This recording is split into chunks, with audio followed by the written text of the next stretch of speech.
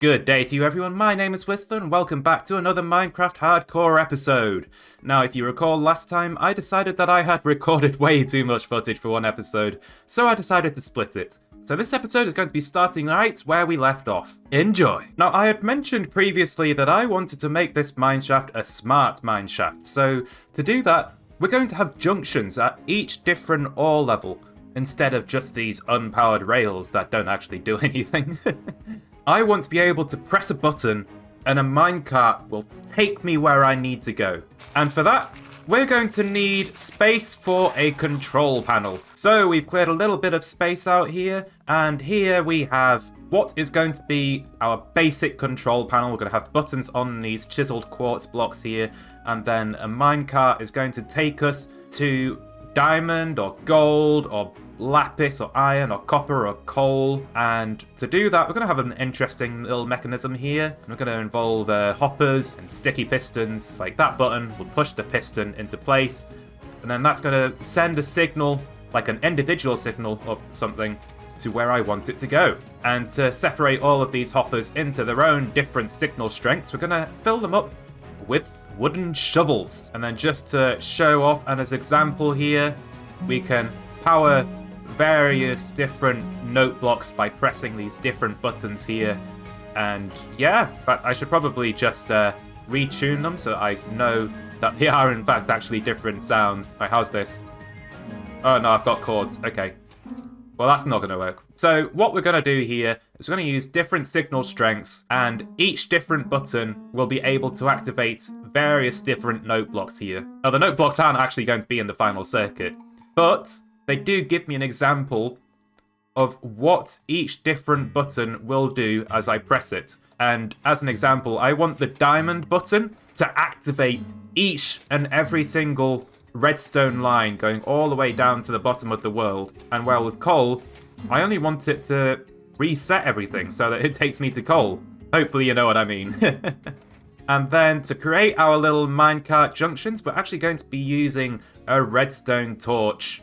And I don't actually have any, so let's just craft one of those. There we go. We're going to stick that beneath our junction there, and then we can place our blocks back, put some rails down, and there we go. When the redstone torch deactivates, it will send the minecart into a different direction, and we're going to be controlling that with a T flip-flop here. And then this T flip-flop is going to be controlled by all of the various different control panels I build within this mineshaft.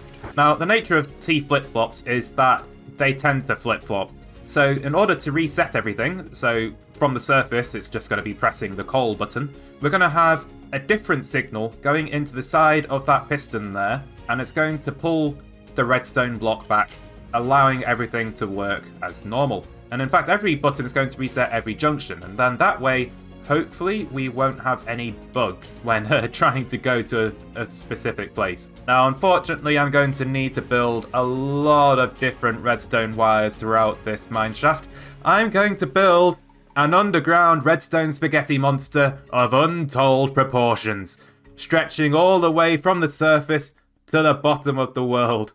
It's going to be absolutely horrendous for me to get my head around, but hopefully, it's going to work at the end of the day. So I've just managed to bring the copper line up to the surface here, and I've gone in the wrong direction. Okay, let's just redo that real quick. And then just like this, we have now connected the copper line to the coal layer, I guess. So the copper button is going to flip the coal layer's junction and send me down to the copper level. Or at least that's the hope. So once I press the copper button, the coal layer's flip-flop should hopefully flip the flop. Has it done so? You know, I can't actually tell. What state was it in before? Right, we'll just press that again, see what state it is currently in, and it's flipped the flop. Excellent. So now the coal junction has been flipped, and we'll go straight down to copper. That's exactly the kind of thing that I was wanting. It works! And I also need to connect the reset to the coal button as well, so let's just wire that up real quick. And here we are coming to the end. This coal button is going to activate alongside every other button that I press as well, and it's going to reset everything. I can't remember if I'd mentioned that already. But that way, I shouldn't have the minecart taking me to the wrong place. Like, the flip-flops will reset, and hopefully everything will work. Now, I have encountered an issue, I think, to do with timing. So I don't want the reset to fire the T flip-flop as the main button arrives. So we're just going to increase our timings here a little bit. So if I just press the copper button, it should reset the coal layer and then flip the flop. And hopefully that worked. It did. Excellent. I don't know how difficult this is going to be to do with every other single control panel that I build and for every other junction. I hope it's not too horrifying, although maybe it will be. We'll see when we go through the long haul, and if I press the coal button there, then it takes me to coal as well. That's good. So, by the looks of it, I think my idea for these control panels will work. Now, if I just jump down the hole here, it's a bit terrifying doing this. I want to be able to take a minecart from one layer to another layer, so we could go from diamond layer down here all the way up to copper or something specifically. So that's the reason why we're going to have control panels on every single different layer. And that's just going to allow me to ride the minecart all the way up to the surface or wherever I want it to go. And I haven't wired that up, so it looks like it's just dropped me off at coal. And to be honest, I did expect that. So that's good. You know, I have a very sinking feeling that there's going to be a lot of minecart riding during the building of this. Hopefully it's not going to be too much testing, but I'm going to need to test every single button, and I am not looking forward to that. Luckily for me, though, the way I've done the redstone here, it is definitely possible for me to just cover everything up again with my blocks. There we go. It's like nothing ever happened here. Now, the control panels on the other separate layers, we're going to dig them into our little mine entrances here. So let's just clear out a little bit of space for them. Now, is that enough space? I don't know. Perhaps we should go one block further along. So I want to be able to know that I have space for redstone between the walls of my mine shaft and for the control panel to all just sort of fit into place without interacting with each other too much. Unfortunately, the way I've laid out the redstone here, I don't think I'm actually going to be able to use powered rails just for this little section, but I don't think that matters too much. Well, at least I can put powered rails here. I can put a lever under the blocks or something. So this is going to be the control panel at the coal layer, and I can press a button here to go to diamond or to the surface. And I think to go to the surface, we're going to press the button for the layer that we are already on. So if we're on coal, we'll press the coal button, then that will take me to the surface. And this is why you don't do redstone at night. You get swarmed by mobs. Get invaded by creepers. Just wanted to count my redstone. And I think we'll use the different wool types for various different signals. That way I can keep myself sane. But at the control panels itself, I'm just going to use iron blocks. I think it's going to be easier that way for me to tell what on earth is going where and what on earth is what. And oh, I'm going to be so confused. We do have a junction at the coal layer though, so we're going to have to be able to flip the flop from this level as well. Ah! A cave with water. This does not look healthy for redstone. Let's just remove that. There we go. Hopefully this cave won't cause many issues for me. So I have now wired up this control panel to the coal layer, and now all I have to do is press a button and it fires some pistons and you can see the junction move. Ah, isn't it a thing of beauty? Now, I want to be able to have like a minecart dispenser on each layer as well, and hopefully I'll work something out that's just better than this button here. Like, I want to be able to destroy the minecart as well and stick it into a dispenser, and that involves a cactus. And I think I need to do some fiddling around with that, because I've not really done anything like that before.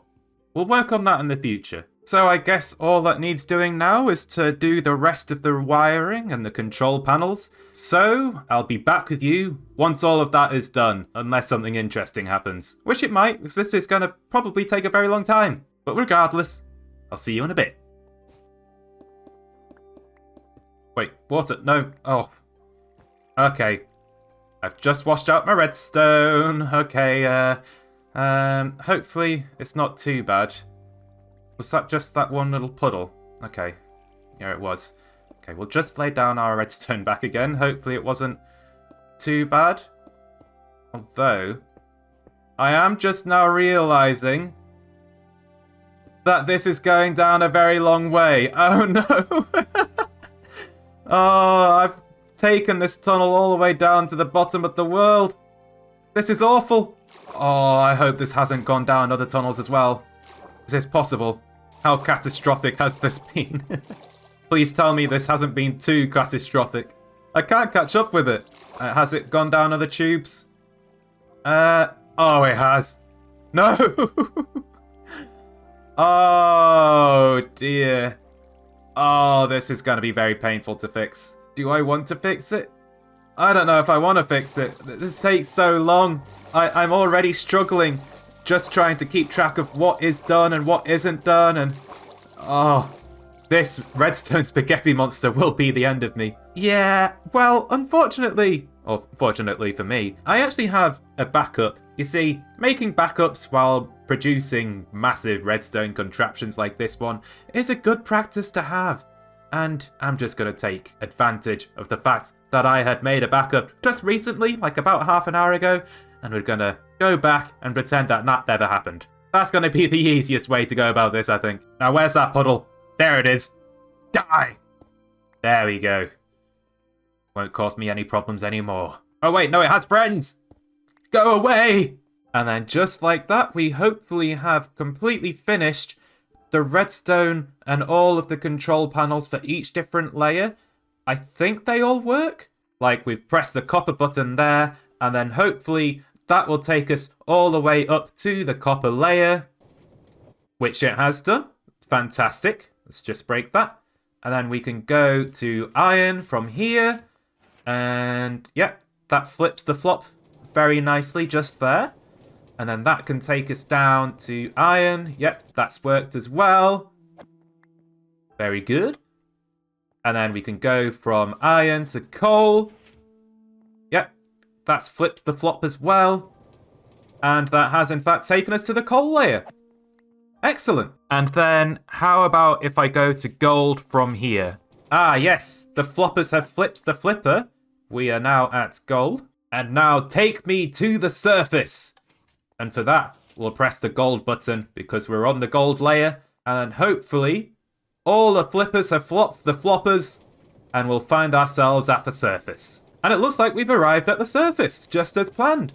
That is excellent. And now, for the diamond layer, let's see if we can make it down there. And I've got to say, I think I'm just going to have a lot of fun riding this thing from time to time. Just pressing buttons and it'll take me to a different place each time. That's so cool. I love the fact that I've done this. And we've ended up at the wrong layer. This appears to be the gold layer. So there's one or two bugs with the system that I need to work out. Hopefully when I fix it, I won't create 10 more. And sometimes, if you just press the button again, you'll find out what the problem is itself, because you'll find out that the switch hasn't reset or anything like that. But I don't think that's the case, because when that's the case, the flop flips the flipper, and it doesn't reset, but whatever. That isn't the case this time. So when I've been struggling trying to work out why a button hasn't been working, what I've been doing is I've just gone up to the button, and I've turned on the replay mod, and then I've just pressed the button a few times, and then that lets me work out where the problem is, like what is going on with the redstone beneath me, because I can't see it from here. I have no idea where the issue is, and luckily for me, the replay mod just solves that problem. I've been able to solve countless issues with that. It's so good. Now I'm hearing a lot of jumping noises. What's going on? There is a cave here, I guess. I've noticed that a lot of my skeleton horses have found their way into caves. I hope they're okay in here. You okay, dude? You're not trying to jump somewhere weird, or is it the sheep doing that? Now, you might be interested to know that I have used a redstone component that I have never used before in my entire time of playing Minecraft, and that is the locked repeater.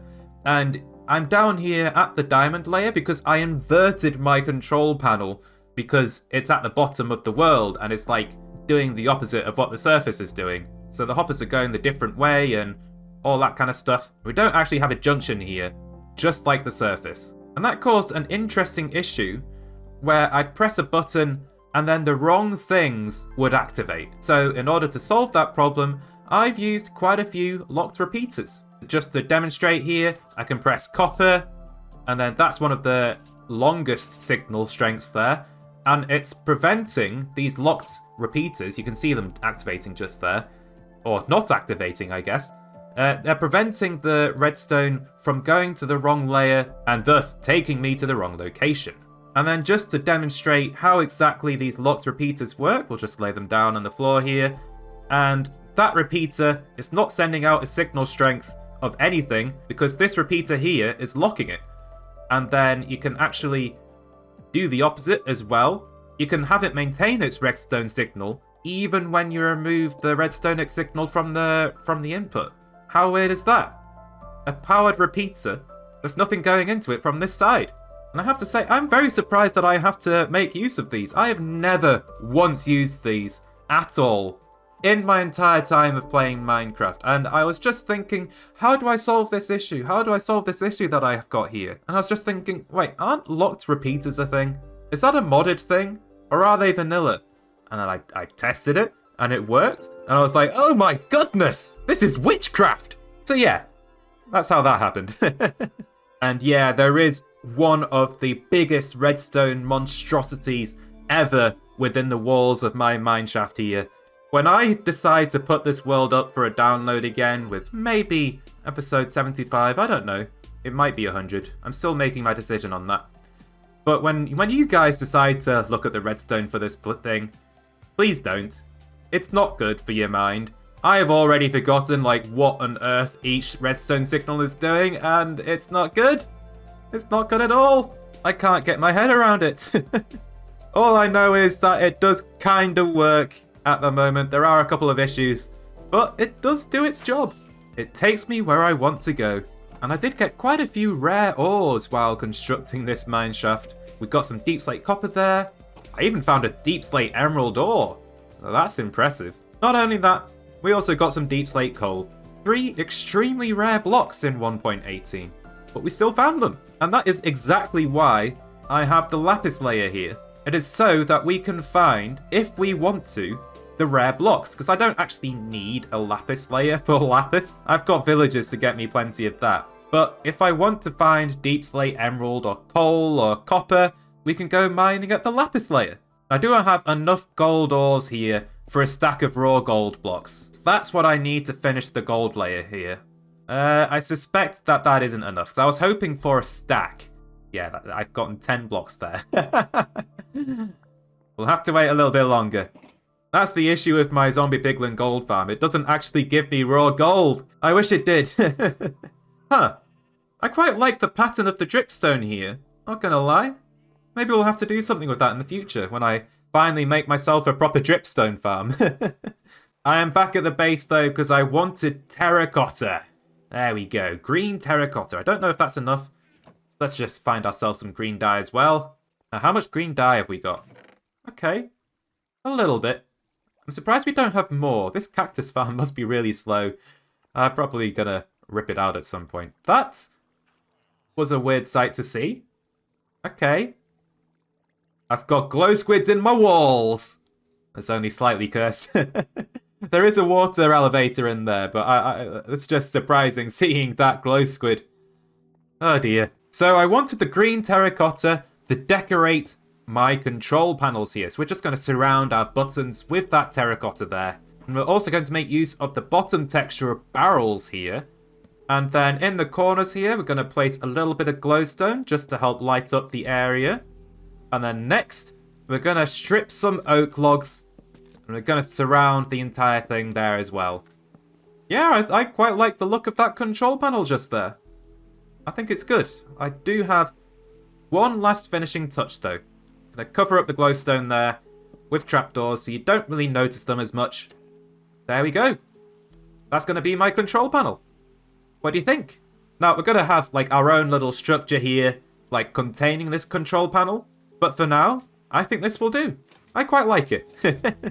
And it does all still work as well. Although, perhaps spamming the buttons might break the redstone monstrosity below. Well, it probably won't break it, but it will mess up the signals. But I'm sure I can just press a button after a little bit, and it'll fix everything itself. And then for the floor here, we're just going to have a little bit of oak next to the control panel itself. Going to try and make it look a little bit natural, though. And then we're also going to mix in some birch. There we go. Yeah, I quite like the look of that. I think that's pretty good. Ah! Go away, phantoms! No one likes you! I think that's enough time spent on the mineshaft for this episode, though. So, let's head to the nether. And we are here in the nether because I have another corner that I would like to destroy. And destroy, I will. The corner in particular is the one behind me just there. We're going to line it all up with TNT and blow up the entire thing all at once. And then hopefully that's going to look pretty cool. And the nether chicken is right where I left him in the corner. I wonder if he will survive. I do need to repair my tools though in order to create all of my little TNT tunnels. So let's just kill some zombie piglins. They deserve it. So it's worth mentioning that I do have the battery farm just down there. And I don't want to destroy it with TNT. I do not want to kill the piglins there. So we're going to try and keep the TNT above that level. I think we'll only go down to like Y60 or so. Maybe 70. I don't know. We'll see how much a shulker of TNT gets us. Ah, lava. That's going to be a bit of an issue. So let's just remove that real quick. You will not light my TNT before I am done. Denied. So let's just go ahead and dig our little tunnels here. Grab our TNT. There we go. We've got a whole shulker's worth here for today. And then we can lay it down and cover it with netherrack as well, so that it doesn't just spontaneously light itself. It can't light if it doesn't have a side that can ignite. So this is the safe way. And I don't like the sounds of all these piglins next to me, so we're actually just going to put a helmet on. I don't want to be shooting arrows and all that sort of nonsense. Next to all this TNT, that's just a disaster waiting to happen. Oh, shoot, shoot. Ow, ow. Ow, ow, I have fire resistance. Come on, come on. Quickly, quickly. Oh! I'm not remotely scared about that, okay? That's only the closest I've ever gotten to dying in this world. 2 hearts? Oh dear. Okay, that was a bit of a terrible situation. I was trying to mine that direction, so that's where I was laying down all of my TNT above me. Oh dear. That's because of gold helmets, by the way. Gold helmets are absolutely pathetic. And I'm gonna put my netherite one back on. Okay. I want my protection back. Ah, that was awful. Right, let's try that again, and we'll mine in this direction. Hopefully this time without the chance of death. Oh, shoot, there's a piglin. Ah! Why must there be a piglin? Instantly trying to deny me because I took off the gold helmet. Why does that have to be the case? Okay, we'll put it back on. Oh dear. Just until the end of this. Just have to survive. So it looks like there's actually a chest in this nether fortress here. Have I been here? I haven't. Interesting. That's 5 extra diamonds for me. And I'd quite like this little bit of the nether fortress to blow up. So we're going to lay down the last remaining bits of our TNT in here. There we go. And just like that, that is an entire shulker of TNT primed and ready to explode at a moment's notice. Alright then everybody, it's explosion time. I hope you've grabbed your snacks, sat down in front of your cinema screens because I've got something to show. So we've got loads of tunnels running out throughout the entire nether just there. And hopefully we can ignite the TNT in the fortress and then that will explode the entire thing. If I can actually hit the TNT, that would be good. Close, almost. No, come on. Oh, I'm getting there. There we go. Okay, please blow up just as I planned. Come on. Oh, it's going. Oh, it's going. Oh, it's going. Oh no, there's a bugling next to me. No, it's not. Okay, it's inside. It doesn't matter. Oh, that's actually really pretty. Oh, I enjoyed that. That was really cool. And now we just get to watch all of the lava flow to the bottom of the world. And just let it load. There we go. I think it's gonna sort itself out. It looks like that was actually a very good TNT bomb. It's done exactly what I wanted it to. It hasn't blown up the battery. It's just removed a lot of netherrack for me. Just as planned. And I haven't even messed up the roof this time. Now, how are the piglins? Are they all alive? Yes, they are. Okay, let's just quickly vacate the area before they shoot me. Now, where is the nether chicken? I don't think they're in the corner anymore. I saw the chicken wandering off quite a while ago, so I don't think I would have killed it just then. Has the nether chicken, the chosen one, survived the onslaught with its own intelligence? I think it's smart enough to somehow find its way to our gold farm for some reason. Well, I can't see the chicken anywhere. It's not on the outside of the farm. I've looked around. Is it on the inside? Nether chicken, where are you? No, I'm still not seeing any chickens. Have I killed it? I hope I haven't killed it. Oh, I'm seriously hoping I haven't just killed the nether chicken. Oh no, there it is! Oh, you're alive! Congratulations! You have survived your first trial. Trial by TNT and fire. This is quite the chicken. So I think that it's time that we cleared up our own little mess here. Let's get straight on with it, shall we?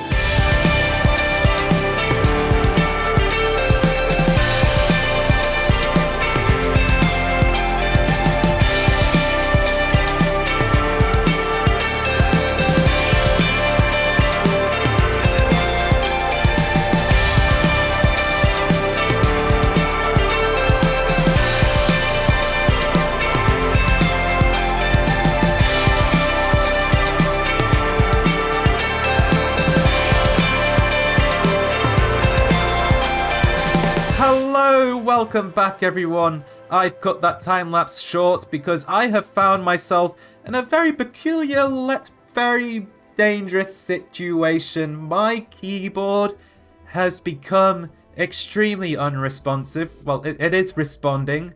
I can press keys every now and then, and I can move every now and then.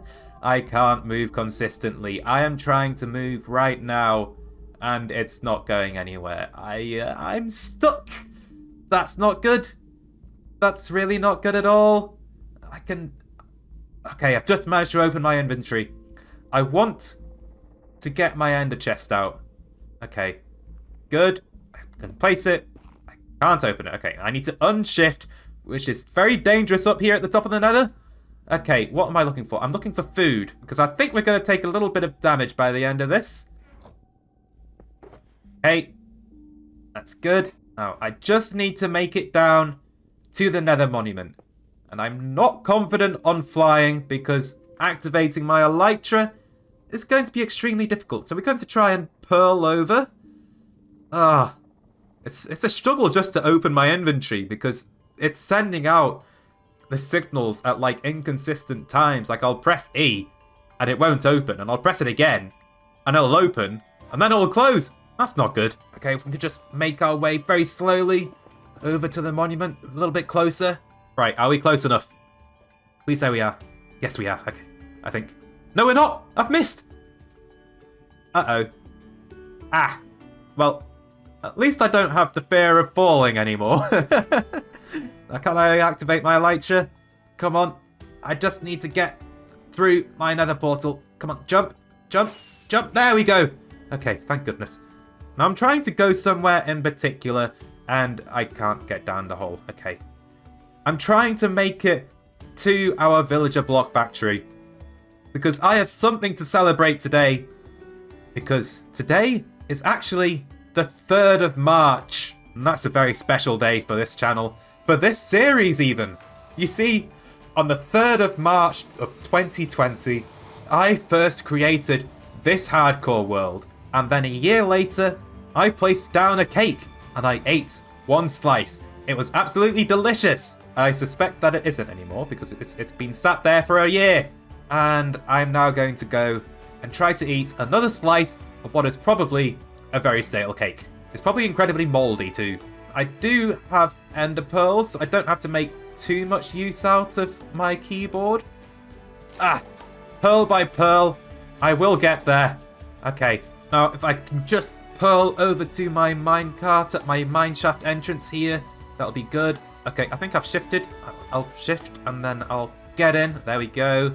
And then we can go down. Oh, that's sad. Oh, that is so sad. That's tragic.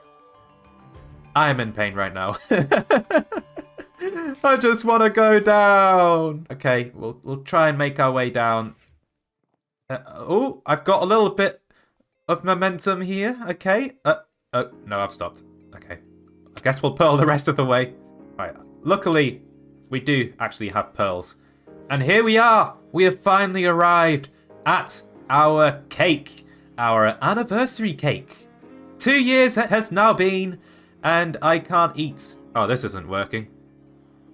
Oh, this isn't working at all. I need food. Oh, I need a lack of food. I need to hunger. I need to starve. Get out of my inventory. I don't want you. This eating a slice of cake is rather difficult at the moment. I'm trying to jump to make myself hungry. It's just not going. It's not happening. I mean, I'm doing it every now and then, but it's painful. I am, luckily enough, able to change perspectives very easily. I've rebound that control from F5 to a mouse button. So that explains why I'm able to do that, in case anyone was wondering. I must eat cake! Oh, finally. I'm hungry. Okay, moldy cake. See what you've got. Oh, it tastes exactly how it looks. It's been sat there for a year. It's moldy. It's gonna give me indigestion. It's stale. It's gonna take a long time to get the taste of that out of my mouth. Ugh. It looks like I need a new keyboard. But on that note, it's time for me to end this episode. So I hope you enjoyed, everyone. Hopefully I'll be able to move around like normal next time. I hope you enjoyed, and I'll see you in the next one. Bye! Thanks for watching.